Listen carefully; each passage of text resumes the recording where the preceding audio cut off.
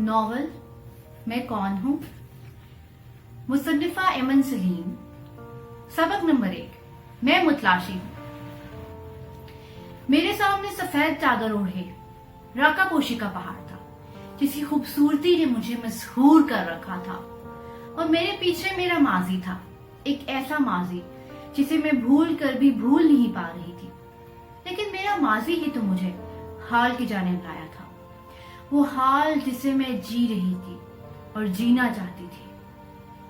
یہ حال ان دنوں سے بہتر ہے جب ویل چیئر پر بیٹھی ایک لاچار لڑکی کو سان فرانسسکو کی گلیوں میں تماشا کرنے والا چارلی چیپلن پھر سے جینا سکھا رہا تھا۔ میں وہ لڑکی تھی جس کا دل اس وقت جسم سے زیادہ معذور تھا۔ میرا حال اس ماضی سے بھی بہتر تھا جب یوٹیوب سٹار مایا ملک بے جان دل لیے ہر دل کی دھڑکن تھی۔ یہ حال اس ماضی سے بھی بہتر تھا جب ایک ہی گھر میں رہتے ہوئے میں اپنی ماں سے انجان تھی، اور اب اس کھوئے ہوئے احساس کو دنیا کے چپے چپے میں تلاش کر رہی تھی۔ اب بارش شروع ہو گئی تھی، آسمان سے بھی اور میری آنکھوں سے بھی۔ آسمان کو سرمئی بادلوں نے ڈھانپ لیا تھا، اور ان بادلوں کے گھونگھٹ سے راکا پوشی کا پہاڑ ویسا ہی جادوئی مانند لگ رہا تھا جیسے مستنصر حسین تارڑ کے ناولوں میں لگتا تھا۔ لیکن مصنف کے برعکس میں ایک ایسی سیاح تھی جسے منزل سے زیادہ خود کی تلاش تھی۔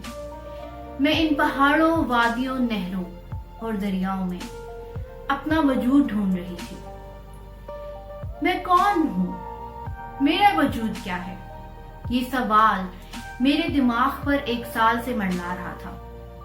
کہتے ہیں انسان کی زندگی بھی ایک بازی کی طرح ہی ہے، کبھی ہار کر بھی انسان جیت جاتا ہے اور کبھی جیت کر بھی ہار جاتا ہے۔ میں بھی زندگی کی ان 2 بازیوں کے درمیان کی مسافت طے کر رہی تھی۔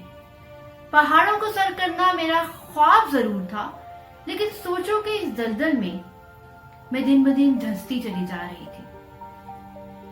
اس معذور ہاتھ سے میں راکا پوشی کی خوبصورتی کو کینوس میں ڈھال رہی تھی، وہ ہاتھ جس کی وجہ سے مجھے سفیان نے ٹھکرا دیا تھا، یوٹیوب فالوورز نے نظر انداز کر دیا تھا، اور زندگی نے تو شاید منہ ہی موڑ لیا تھا۔ محض ایک حادثے نے میری ہستی مسکراتی زندگی کو اجیرن بنا دیا تھا۔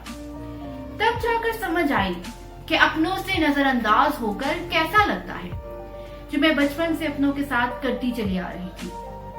باہر کا موسم ابر آلود تھا اور دل کا بھی۔ امی کہا کرتی تھی، زندگی میں غموں کو بھلا کر آگے بڑھنے کا فن کسی کسی کو آتا ہے، اور یہ مجھ میں شاید بالکل نہیں تھا، 1% بھی نہیں۔ میڈم، آپ چائے لیں گی یا کافی؟ ہوٹل کے بیرے نے میری جانب آ کر پوچھا تو سامنے نظر آتا ہوا راکا پوشی ایک پل کو نظروں سے اوجھل ہو گیا۔ چائے لے آئے۔ بیرا سر ہلا کر میزوں کے مجموعے سے گزرتا ہوا کاؤنٹر پر چلا گیا۔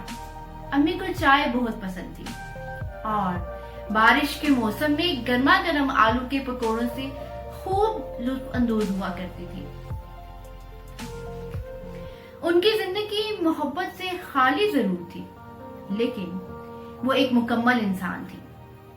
میری طرح انہیں خود کو مکمل کرنے کے لیے کسی کی ضرورت نہیں تھی۔ ان کے لیے پیار معنی رکھتا تھا، میرے لیے لوگ۔ ان کو آنسو صاف کرنے کے لیے کسی کی ضرورت نہیں تھی، لیکن مجھے کاندھا درکار تھا۔ جب سے میں اپنی ذات کی سچائی جاننے کی متلاشی ہوئی ہوں، خود کو ایک ایسا انسان پایا ہے جسے امی تو شاید جانتی تھی، لیکن میں نہیں۔ سامنے والی میز پر ایک خوبرو نوجوان اپنی بیگم اور 2 سالہ بچے کے ساتھ نظاروں سے محظوظ ہو رہا تھا۔